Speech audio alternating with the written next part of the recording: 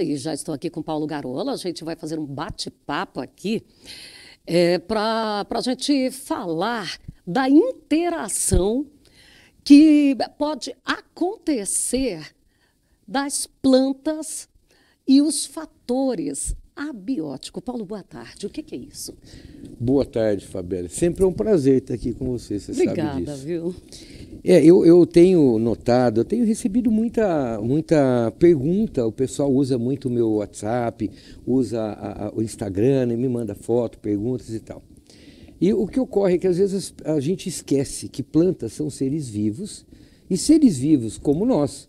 A diferença é que ela não anda, não fala, mas ela sente. E ela interage com o ambiente assim como nós. A gente estava falando de gripe, me contando quantos anos fazia que você não pegava uma gripe. Isso é do organismo. Plantas também têm reações individuais. Você passou vários anos sem pegar uma gripe, mas muita gente pega gripe todo ano, mas não são pessoas. Então, também tem a reação individual de cada um, metabolismo individual de cada um. E plantas não é diferente. Plantas só não conseguem andar e nem falar, mas ela mostra. Mas ela manifesta, né? Manifesta, exatamente. Então, eu começo dizendo nesse tema da seguinte forma. As pessoas pensam que uma planta, porque está parada, estática no campo, à mercê do sol, à mercê da chuva, à mercê da seca, à mercê do vento frio, à mercê do calor, ela acha que está tudo certo, está tudo normal. É normal a planta estar assim. Não, não é bem assim.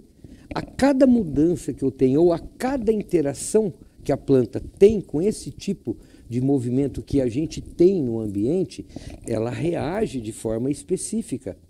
E muitas vezes essas relações trazem estresse.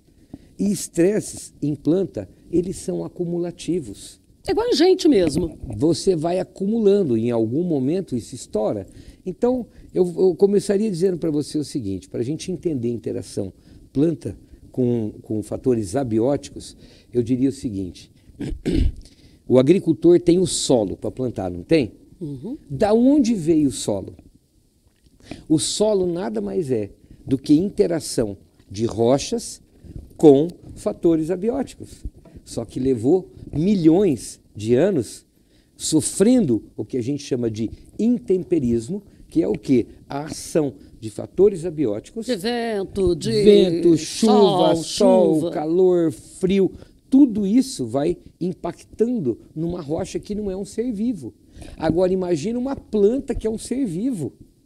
Então, para a gente começar uma conversa dessa, a gente tem que começar a olhar isso. Se uma rocha que não é um ser vivo sofre esse tipo de interação até formar um solo, imagina uma planta que vive, no caso do milho, 120 dias, 130 dias, exatamente sob todas essas variações que a gente tem no ambiente. Obviamente que ela vai sentir. Então, muito do que as pessoas me perguntam, nada mais é do que essas interações. Então, exemplo, as pessoas perguntam para mim, Paulo Garola, o que está acontecendo que esse ano está tendo muito milho, por exemplo, com chupeta, com falta de polinização. Ah, vem o pessoal das empresas e fala que isso é problema do ambiente. Ah, eu não concordo, eu acho que tem alguma outra coisa. Ah, isso deve ser genético, porque eu tenho 2, 3 híbridos diferentes. Um teve esse problema, os outros não tiveram. Está tudo lado a lado. E passaram o mesmo clima. Passaram o mesmo clima, as mesmas condições. Novamente, a gente tem que começar a parar para analisar. Mas o que eu notei de diferença entre esses diferentes materiais genéticos? 3 dias no florescimento de um híbrido florescer mais rápido que o outro pode representar equivalente a anos nosso, como seres humanos. Então, 3 dias de diferença no período de polinização... Porque considera-se aí uma proporção de 120 dias com 80 anos. Com 80 anos, exatamente. Então, esse tipo de coisa que a gente precisa começar a analisar. Por quê? Porque, às vezes, ocorreu fatores, não só um, ao longo do ciclo foram ocorrendo fatores de ambiente que interferiram na planta, mas em momentos específicos de cada uma. Porque eu tenho 3 híbridos diferentes, cada um teve o seu momento e é específico.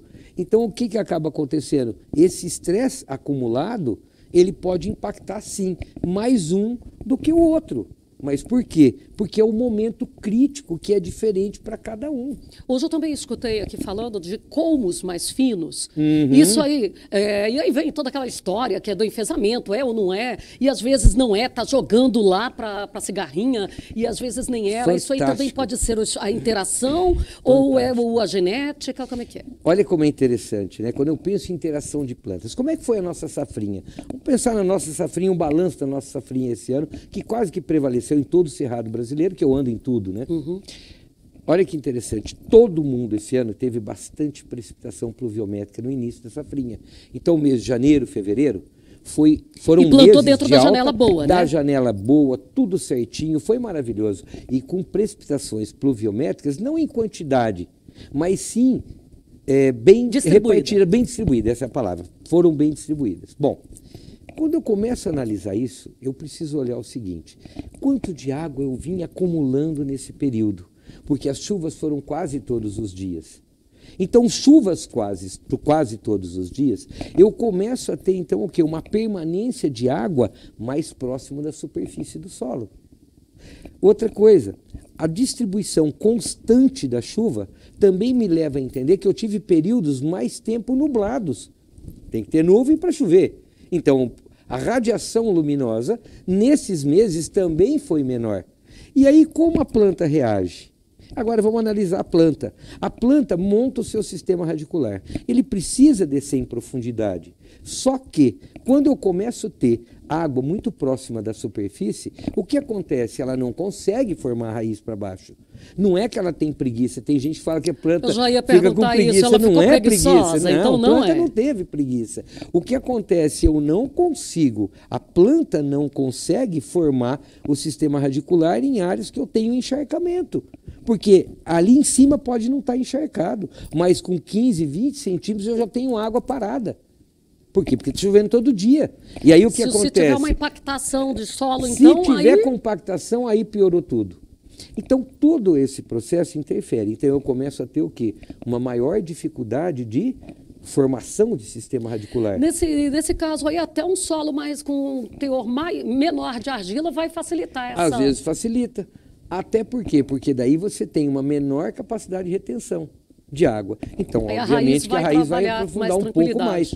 Mas também, mesmo os solos mais arenosos, vai chegar numa proporção que ele vai começar a ter acúmulo de água. Demora mais para extinguir, porque todo dia está chovendo, que foi o que aconteceu. Foi o que aconteceu. Todo dia chovia. Muito bem. Bom, o sistema radicular começa a ficar mais limitado em termos de profundidade. Perfeito? Outra coisa que acontece é a falta de oxigênio. Quando eu começo a ter solos com mais presença de água por muito tempo, eu diminuo a capacidade de oxigenação do solo. Automaticamente o sistema radicular não afunda. Bom, isso é uma reação de planta. Por outro lado, eu vou olhar a planta para cima. Quando eu olho a planta para cima do solo, o que está acontecendo? Eu tenho menor radiação luminosa. Naturalmente ela... Menor radiação luminosa. Com alta quantidade de água, o que a planta faz? Ela vai fazendo as suas divisões celulares, construindo células e construindo planta, alongando planta, porém com um detalhe. Células extremamente túrgidas em água. As células vão ficando mais cheias de água e, por consequência, maiores. Então, o que a planta começa a fazer? Muita gente chama de estiolamento. É um alongamento maior. Então, eu começo a formar um vegetal maior, com mais planta, porém, muitas vezes com o colmo um pouco mais fino. Por quê? Porque é o alongamento da célula que está acontecendo. Então, são células mais longas, mais túrgidas, mais cheias de água, e a planta começa a crescer um pouco mais, e o colmo continua mais fino, e ela cresce mais rápido. Não é no tempo, mas é porque a célula está mais longa. E pode até acontecer um emagrecimento daqui a pouco? É meio que equivalente a isso. E aí o que acontece? Eu acabo gerando realmente colmos um pouco mais finos do que normalmente formaria. Mas não é porque... também não é que isso é ruim. Não é que é ruim. Nem é ruim, nem é bom. O que acontece de ruim é que depois, quando foi abril, o que aconteceu em abril? Começamos a ter o corte de chuva. Aí que vem o estresse acumulado. Entramos em abril, começou a faltar chuva. O que eu tinha então no campo? Então, na realidade, ela tinha um estresse por chuva demais. Por chuva lá.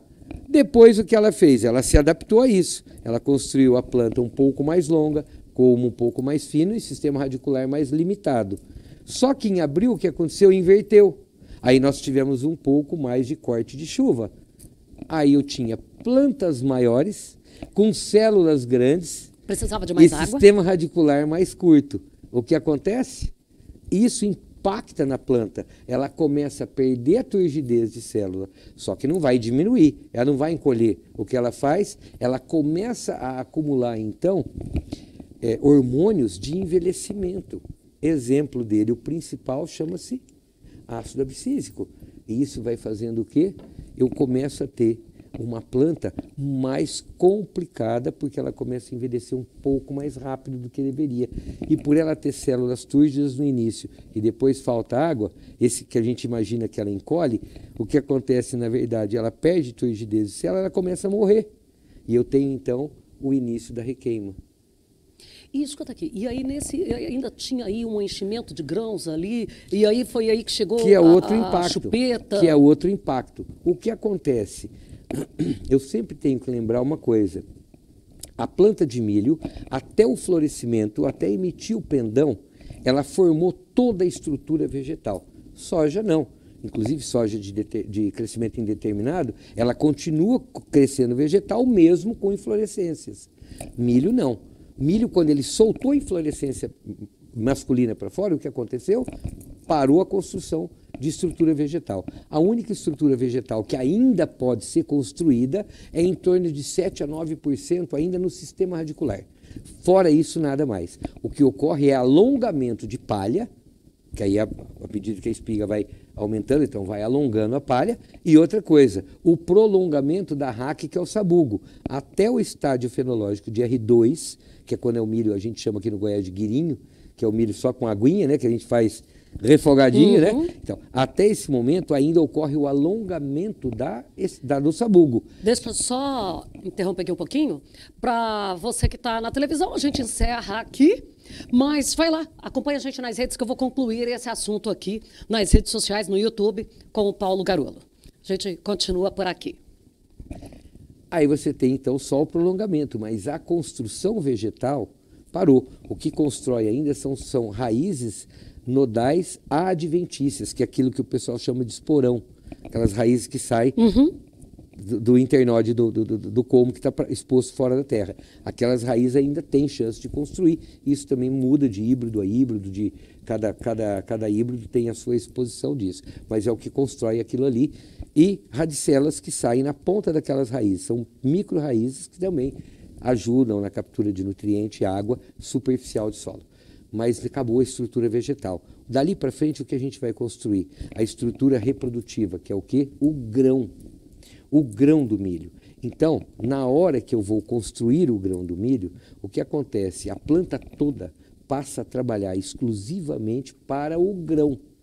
Toda a produção de açúcar da planta é para mandar aonde? No grão. O que é o amido? O amido é um açúcar modificado. Então, quando o milho está no guirinho, que eu falei que é o início do enchimento de grão, ele é mais adocicado. Por quê? Porque é puro açúcar. O milho verde, que já é o R2, é o estádio fenológico reprodutivo 2. O milho verde também é mais adocicado. Por quê? Porque é açúcar puro, não tem amido ali ainda, ali é açúcar. No R3, eu ainda tenho açúcar, que já é o milho pamonha. Só que dali para diante é que ele vai começar a criar massa. Por quê? Porque acumula açúcar sólido. E a partir do R4 é que eu começo a construir o amido propriamente dito, que é o quê? A modificação do açúcar na forma de amido. É só uma transformação bioquímica. Então, estou contando tudo isso para dizer o quê? Olha o que acontece. Quando eu começo a ter essa falta de água, a planta não consegue translocar açúcar. Planta sob condição de estresse hídrico é planta que não consegue translocar açúcar. A falta de translocação de açúcar, ela começa a fazer o quê? A acumular na própria folha. Além disso, existe um outro processo que a gente chama de, ocorre por aminoácidos livres, que nós temos no cloroplasto, que também acaba não se formando proteína e acaba criando o quê? Acúmulo de açúcar na folha. Isso é chamado de acidose. As folhas do milho começam a ficar mais açucaradas. E isso faz o quê? Atrai praga. Aí eu tenho um incremento de pulgão, eu tenho um incremento de populações de cigarrinha, eu tenho inclusive a própria lagarta do cartucho, a Spodoptera, que a gente fala, ela está mais agressiva, ficou mais, está dando seca, ela ficou mais agressiva. É óbvio, por quê? Porque tem mais acúmulo de açúcar na folha. Isso atrai inseto. Então, olha o conjunto de coisas. Então, esse açúcar que ia lá para a espiga, ele ficou não aqui. Não está descendo, ele começa a ficar na folha. E aí o que acontece? Atrai o inseto. O inseto vem em busca do quê? De açúcar. E aí eu começo a ter muito mais dificuldade de controle de inseto. E aí a gente começa a ter o pessoal que, mas esse ano deu muito inseto, deu muita cigarrinha, deu muito pulgão. Principalmente cigarrinha e pulgão. Por quê? Porque eles são insetos que procuram açúcar. Que fica, às vezes, a gente consegue pegar na planta, tá até ali. Aquele já é um outro açúcar, que é do quê?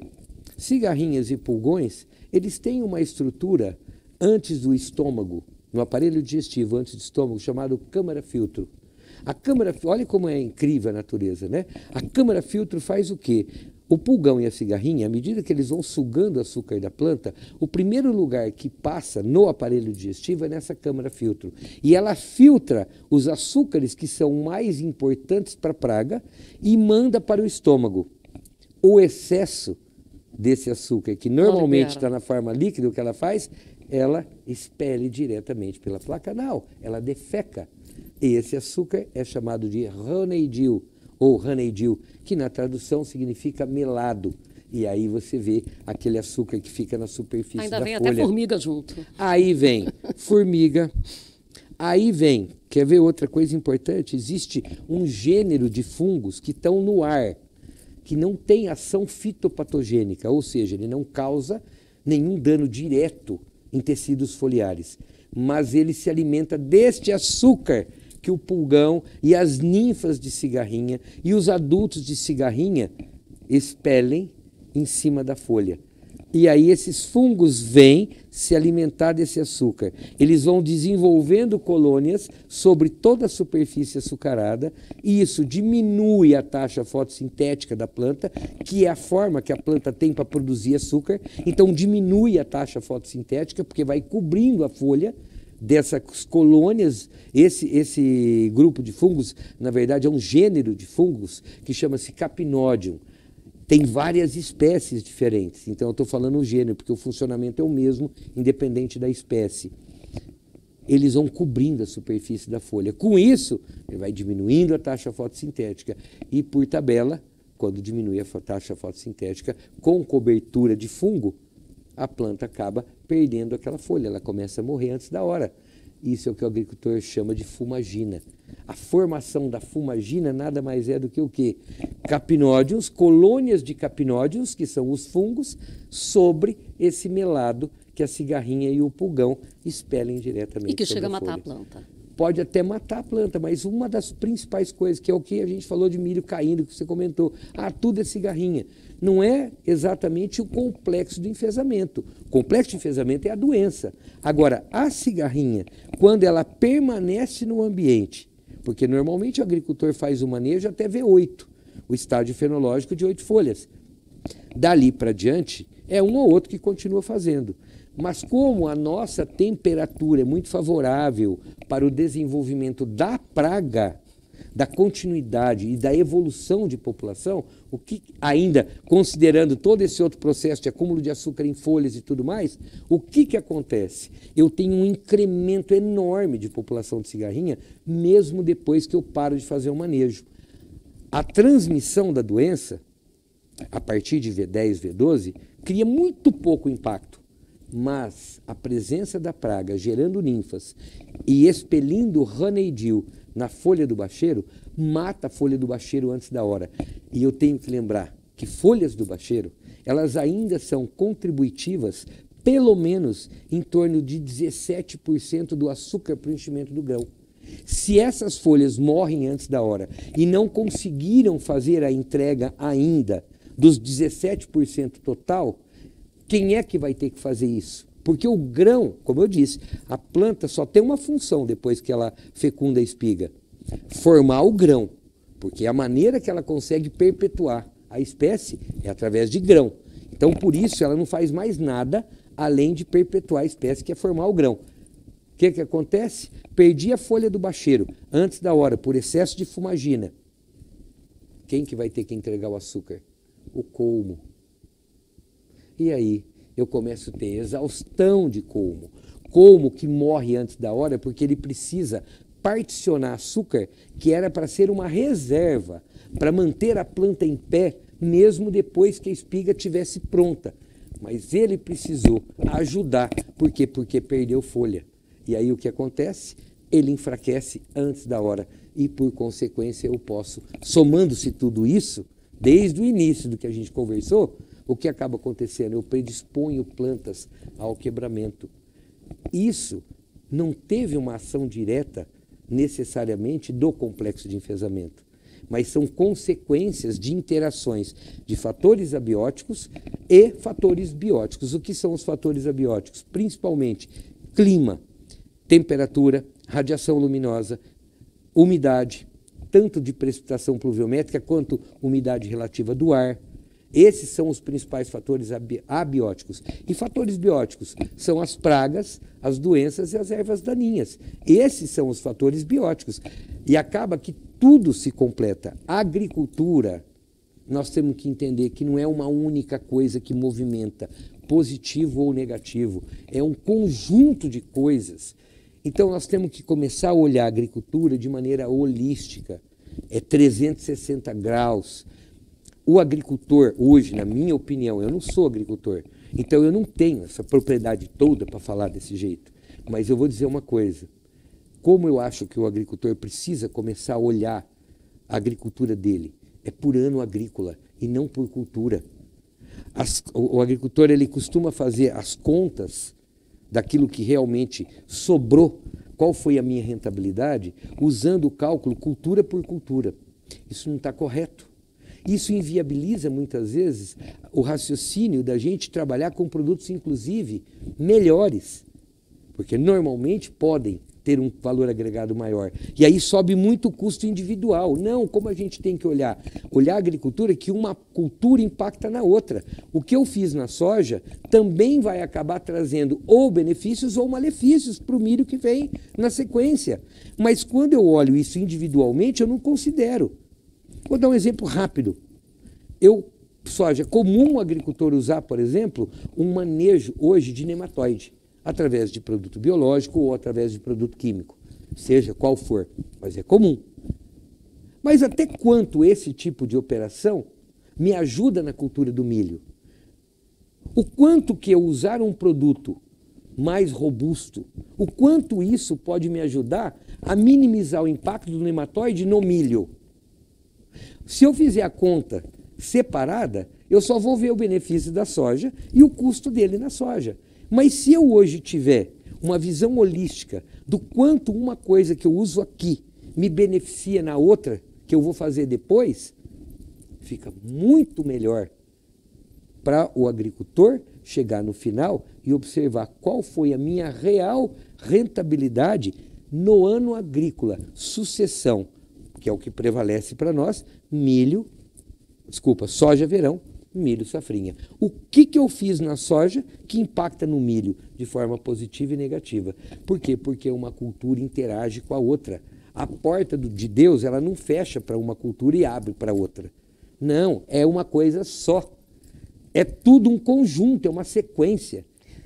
Isso, hoje, desculpa, eu estou prolongando, mas eu vejo, por exemplo, lançamentos de novos produtos. Recentemente, a gente teve visando o lançamento de um novo herbicida, né, para milho.